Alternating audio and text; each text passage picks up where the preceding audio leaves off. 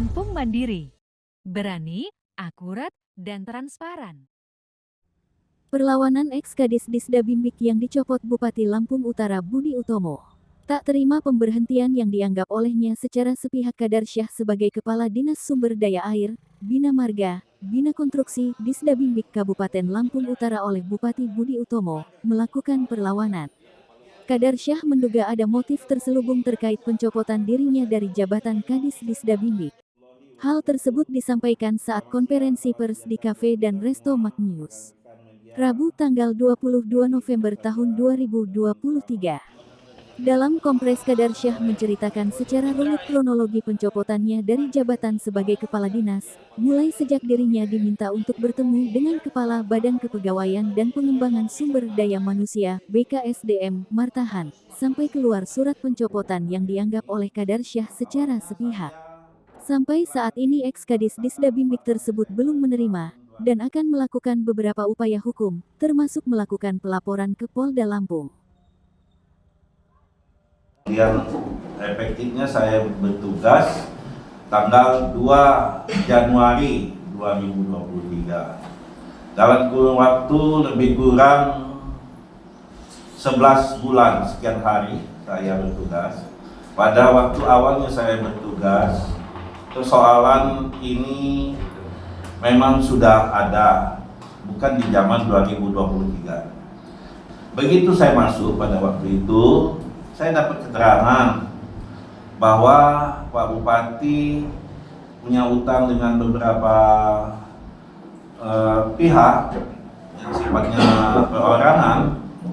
Ini minta diselesaikan melalui beberapa kegiatan yang ada di dinas, termasuk di dinas saya yang ada, yaitu dinas pada waktu itu masih namanya Dinas PUPR. Pada waktu itu Pak Bupati menyerahkan penyelesaian utang ini melalui Wakil Bupati. Kemudian Wakil Bupati membicarakan kepada saya, karena di kegiatan saya itu ada 65 miliar, 18 miliar DAK, 47 miliar itu PNK 212 dananya. Nah, jadi kata Pak Wakil Bupati dengan saya, duit 60 ada kegiatan 65 miliar itu jangan diganggu-ganggu untuk bayar utang Pak Bupati. Saya bilang iya, siap, tidak ada masalah. Nah, di dalam perjalanan, ya, ini kita lelang dan yang menentukan itu Pak Wakil Bupati. Ya, salah satu yang dapat paket itu adalah Pak Zainal Abidin, nilainya 18 miliar. Semua orang tahu, kalian sudah tahu juga kan? Ya. Nah, jadi itu kemudian yang 47 miliar itu ke beberapa pihak rekanan yang merupakan kroni-kroni dari Wakil Bupati.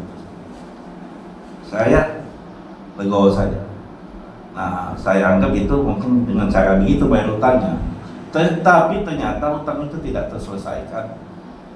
Nah, pada minggu yang lalu saya hari Selasa kalau nggak salah, saya didatangi oleh Martahan bahwa dia mengantarkan surat pemberhentian saya. Saya bilang saya nggak mau terimanya. Saya mau tunggu Bupati dulu. Apa alasannya? Kenapa saya tiba-tiba nggak ada apa-apa, tahu-tahu berhenti itu. Nggak ada ribut, nggak ada tenang, tahu-tahu berhenti. Nah, saya suruh nemuin Bupati. Intinya Pak Bupati masih tetap mau minta penyelesaian utang, tapi dia tidak mau keluar dari mulutnya untuk Wakil Bupati. Saya bingung dari mana menyelesaikan lagi. Toh kegiatan yang ada dengan saya ini 65 miliar sudah berjalan, sudah bahkan yang 18 miliar udah PHO itu kalau nggak salah. Nah, jadi saya bingung dari mana saya harus menyelesaikan utang itu.